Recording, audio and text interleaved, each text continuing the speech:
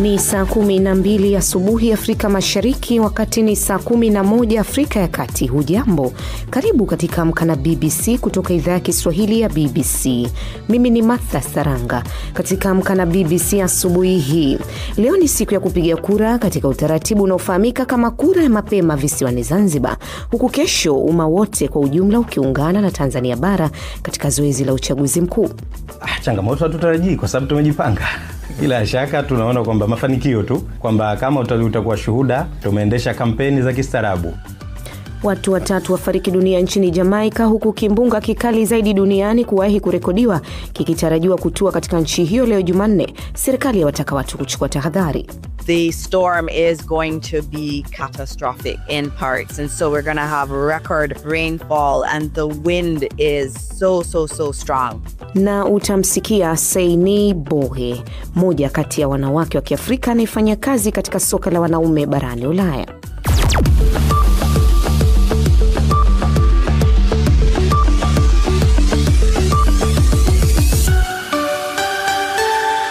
Kwanza muktasari wa habari za dunia na Jamhuri mwa vyombo.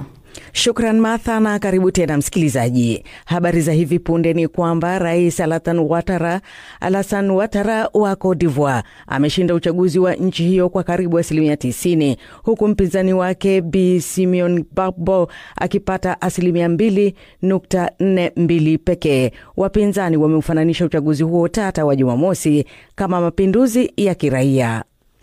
Kiongozi wa jeshi la Sudan Jenerali Abdel Fattah al-Burhan amethibitisha kwamba vikosi vyao vimeondoka mjini El Fasher, wakisema ni kwa ajili ya kuepusha mauaji na madhara zaidi kutokea. Everyone has followed what happened in El Fasher. Ulimwengu umefuatilia kile ambacho kimetokea huko El Fasher. Kwa hakika uongozi katika eneo hilo, ukiwemo ule wa kiusalama, wametathmini hali ilivyo, hali ya mauaji na uharibifu inayoendelea huko. Hivyo uamuzi umechukuliwa kulihama eneo hilo hatari ili kuepuka mauaji na uharibifu. Spare the rest of the citizens and the rest of the city from destruction. Hatua hiyo inakuja baada ya vikosi vya mahasimu wao RSF kuchukua udhibiti wa mji huo hapo jana. RSF wamekana kuendeleza ukatili dhidi ya raia, hasa wale ambao si wa jamii ya Kiarabu. Wizara ya mambo ya nje nchini Kenya kwa mara nyingine tena imetahadharisha dhidi ya usafirishwaji watu kinyume cha sheria. Imebainika kuna baadhi ya Wakenya waliokwama katika kambi za kijeshi za Urusi, ambako kwa kujua au kutojua wamejipata katika ushirika wa vita baina ya Ukraine na Urusi. Mwezi jana polisi walivamia ofisi moja mjini Nairobi, ambako usajili ulikuwa unaendelea kwa wanaotafuta ajira nchini Urusi. Rais Paul Biya wa Kameruni mwenye umri wa miaka 92 ameahidi uongozi wa ufanisi na kuunganisha tena taifa. Ni baada ya kutangazwa mshindi kwa muhula mwingine tena wa miaka 8. Atakapokamilisha muhula huu mpya atakuwa anakaribia umri wa miaka 100. Phyllis Mwate anayo maelezo zaidi. Paul Biya amekuwa madarakani kwa zaidi ya miaka 42 na ndiye rais mkongwe zaidi duniani. Polisi nchini humo wamekuwa wakitumia vitoa machozi na hata risasi za moto kukabiliana na wafuasi wa upinzani wanaopinga matokeo hayo yaliyompa Paul Biya ushindi. Kiongozi wa upinzani Isa Chiroma Bakari ameshtumu vitendo vya polisi kuwafyatulia risasi waandamanaji, ambapo anasema wamesababisha vifo vya wafuasi wake wengine 2 karibu na nyumbani kwake mjini Douala. Na kimbunga Melissa kinatarajiwa kuikumba Jamaica kwenye saa chache zijazo. Wakazi wametakiwa kuchukua tahadhari kuu. Kimebashiriwa kuwa kikali zaidi kuwahi kugonga kisiwa hicho. Jana serikali ilisema inahamisha sehemu ya mji mkuu Kingston kama mojawapo ya hatua za tahadhari. Hii ni BBC. Muktasari wa habari za dunia umewasilishwa kwako na Jamhuri mwa vyombo. Unasikiliza Amka na BBC kutoka idhaa ya Kiswahili ya BBC, kikutangazia kwenye FM radio shirika nchini Tanzania ni pamoja na Abudi FM na Zenje FM visiwani Zanzibar. Kenya ni Loliondo FM, Uganda Radio Kitara, nchini DRC Radio Muungano Beni, na internet katika bbcswahili.com. Matangazo haya pia tunapeperusha moja kwa moja kupitia ukurasa wetu wa Facebook, andika BBC Swahili, ambako pia nitafurahi kusoma ujumbe wako utakaotuandikia hapo. Mimi ni Martha Saranga, karibu. Huko visiwani Zanzibar leo ni siku ya kupiga kura katika utaratibu unaofahamika kama kura ya mapema. Kuna makundi ya watu watapiga kura leo na umma kwa ujumla kesho, ambavyo itakuwa Tanzania bara. Sasa tunajiunga na mwenzetu Sami Awami aliyepo Unguja kufuatilia uchaguzi visiwani humo. Habari za asubuhi Sami, labda kwa msikilizaji ambaye hafahamu vizuri kura hii ya mapema, unaweza kuelezea kidogo? Naam, bila shaka Masa. Hii ni kura ambayo kwa kweli inapigwa hapa visiwani Zanzibar tu, huko Tanzania bara haipo, lakini kwa haraka tu ni kwamba kura hii ilianza kufuatiliwa au kutekelezwa baada ya sheria kupitishwa au kufanywa kwa sheria kwa mabadiliko kidogo ya sheria mnamo mwaka 2018. Kwa hivyo naamini kwa mara ya kwanza ilianza hiyo 2020 na si watu wote wanaopiga kura hii ya kwanza ya mapema. Kwa hivyo kuna makundi ya watu, kwa mfano kama vile wasimamizi wa uchaguzi, wasimamizi wa vituo, lakini pia askari polisi na watendaji wengine wa tume ya uchaguzi, kwa maana kwamba ilionekana kuna kundi la watu ambalo waliona kama ni kubwa linaloshindwa kufanya uchaguzi au kupiga kura yao siku ya uchaguzi yenyewe, kwa sababu wanakuwa na majukumu ya moja kwa moja ya simamia au ya kushughulikia hasa uchaguzi ufanyike. Zoezi lenyewe alafu siku inayofuata umma uendelee. Zoezi lenyewe hasa linatarajiwa kuanza na kukamilika muda gani? Tunaamini asubuhi hii mapema, kwa mfano kama ninapozungumza na wewe hapa tayari maandalizi yanaendelea kufanyika, na mapema tu asubuhi ya leo basi hiyo kura itapigwa. Lakini si kura mapema tu ambayo imekuwa ikilalamikiwa na wapinzani visiwani humo. Sami, wamekuwa hawana imani pia na tume yao ya uchaguzi. Hili lenyewe liko vipi? Ni kweli haya ni moja kati ya malalamiko makubwa ambayo yamekuwepo hapa, na si jipya, limekuwepo uchaguzi zilizopita, lakini hata sasa wameendelea kusema tume bado inaundwa, na wanadai wapinzani kwamba inadhibitiwa na chama tawala pamoja na serikali. Kwa hivyo hawaamini kwamba itatenda haki katika uchaguzi huu. Lakini hili ni swali ambalo lilifanikiwa kumuuliza mkurugenzi wa tume, na haya hapa ndio yalikuwa majibu yake.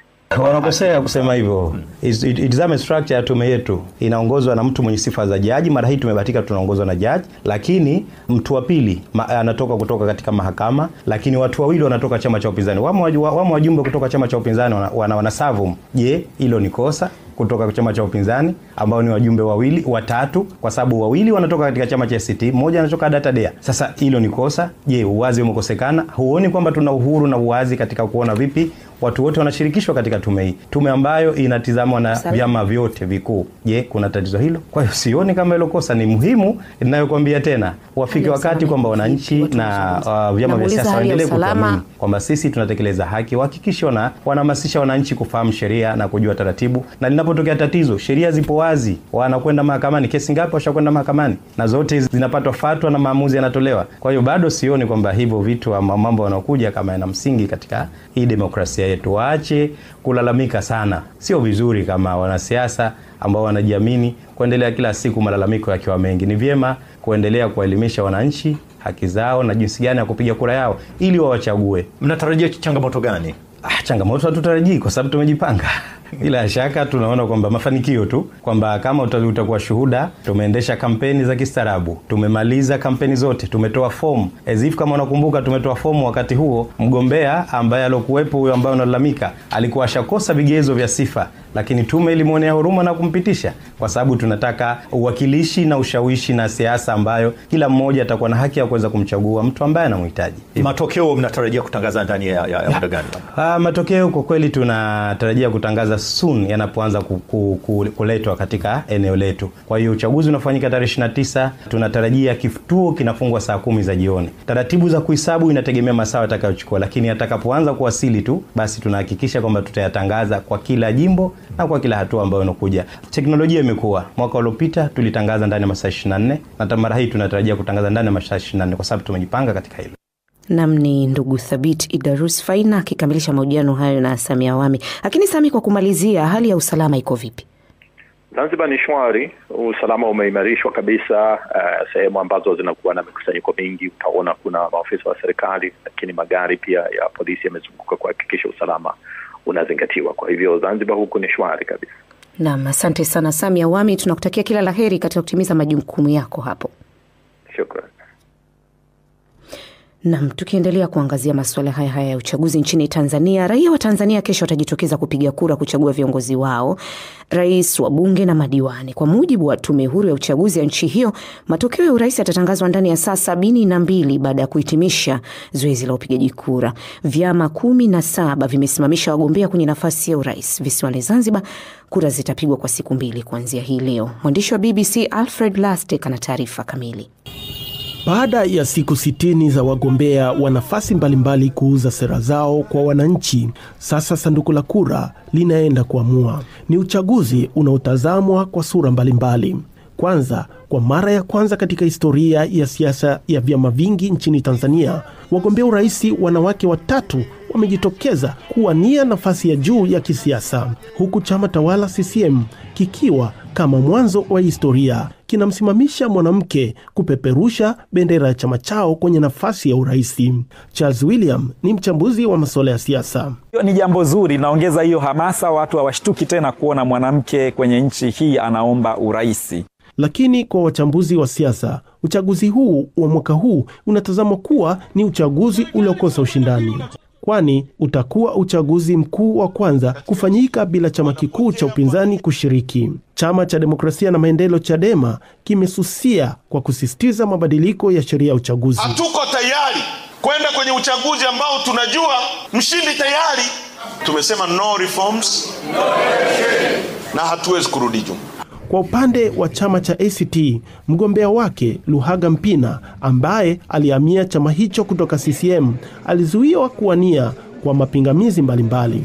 Ladha ya uchaguzi kwa maana ya ule ushindani kuwa mkali baina ya pande hizi mbili kwa mwaka huu haupo. Nadhani hiyo ndo tofauti kubwa ukilinganisha na uchaguzi mwingine na zingine nyingi ambazo zimewahi kufanyika. Hatujawahi kuwa na uchaguzi ambao chama kikuu cha upinzani hakishiriki tangu tumeanza chaguzi za vyama vingi. Uchaguzi huu una wagombea urais kutoka vyama 17 tofauti.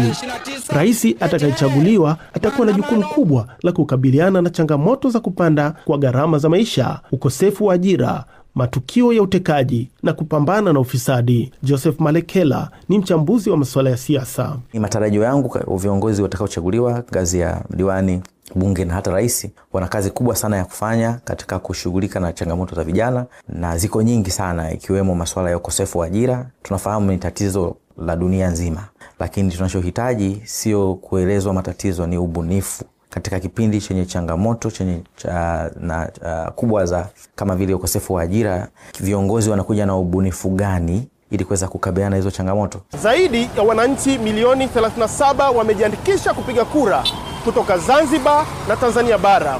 Wengi wao ni vijana. Lakini swali ni je, idadi ya wapiga kura itaongezeka au kupungua ukilinganisha na chaguzi zilizopita? Lakini wananchi wana mtazamo gani kuelekea uchaguzi utakaofanyika kesho? Kura ni haki ya kila mtu, kila mwananchi, na tunapoongelea kila mwananchi ni mwananchi ambaye amefika miaka 18 na kuendelea. Mimi kama kijana naweza nikasimama kwenda kutimiza haki yangu ya katiba ya kupiga kura. Lakini kwenye swala la mgombea ni siri yangu binafsi. Uchaguzi wa mwaka huu kwa mimi binafsi sitashiriki kwa sababu ya mifumo ya uchaguzi jinsi ilivyo, kwamba unaenda kupiga kura, unaenda kumpigia kura atangaze. Uchaguzi nitashiriki uchaguzi kwa sababu kwanza ni haki yangu ya kimsingi mimi kushiriki uchaguzi. Ni uchaguzi ambao umepoteza ladha, uchaguzi ambao hamshawishi mtu yoyote kufanya uchaguzi. Kampeni za uchaguzi zitahitimishwa leo na siku ya kupiga kura itakuwa kesho. Hata hivyo, kwenye mitandao ya kijamii zipo hamasa za kufanyika maandamano siku ya kesho, huku serikali na jeshi la polisi vikitoa onyo kali. Na sasa tuelekee viwanjani kwake Phyllis Mwate. Asante sana Martha. Nami namna hivi ndivyo na jaja Brendan Rodgers amejiuzulu kama meneja wa timu ya Celtic, huku kukiwa na shutuma kutoka kwa Dermot Desmond, mmoja wa wamiliki wakuu, kwamba Rodgers alikuwa na tabia ya mgawanyiko, upotoshaji na ubinafsi na nafasi yake, ingawa kwa muda tu itachukuliwa na meneja wa zamani Martin O'Neill mwenye umri wa miaka 73 na aliyekuwa kocha wa miaka 20 iliyopita, akisaidiwa na mchezaji wa zamani wa Celtic Sean Maloney ambaye alifutwa kazi kama meneja wa Wigan Athletic mwezi Machi. Na mmoja wa wasimamizi wa timu ya Sheffield Wednesday amesema wamepata watu walio na nia dhabiti na huenda klabu klabu hiyo ikapata wamiliki wapya kufikia mwisho wa mwaka huu. Chris Wakefield anayeongoza mchakato huo wa kutafuta wamiliki wapya anasema kwamba Wednesday inapaswa kubaki sokoni kwa siku 28 kulingana na kanuni za EFL, na anadai kuwa tayari wamepokea nia kutoka kwa wanunuzi watarajiwa. Na hatimaye kiungo mshambuliaji wa timu ya taifa ya kinadada ya England Ella Toone anasema itakuwa kama mchezo wa kulipiza kisasi kwa Australia wakati timu hizo zitakapokutana katika mechi ya kirafiki kwenye uwanja wa Pride Park siku ya Jumanne. Hii ni kwa nini? Ni kwa sababu mara ya mwisho timu hizo mbili zilipokutana, England ilishinda Australia katika nusu fainali ya kombe la dunia la wanawake la mwaka 2023 mjini Sydney. Na tena katika mkutano wake na wanahabari mapema Jumatatu, beki wa Australia na Arsenal Steph Catley alikiri kuwa kipigo hicho kilikuwa kilichomuumiza moyo zaidi katika maisha yake ya soka. Nikomee hapo Martha, mimi ni Phyllis Mwote, asante.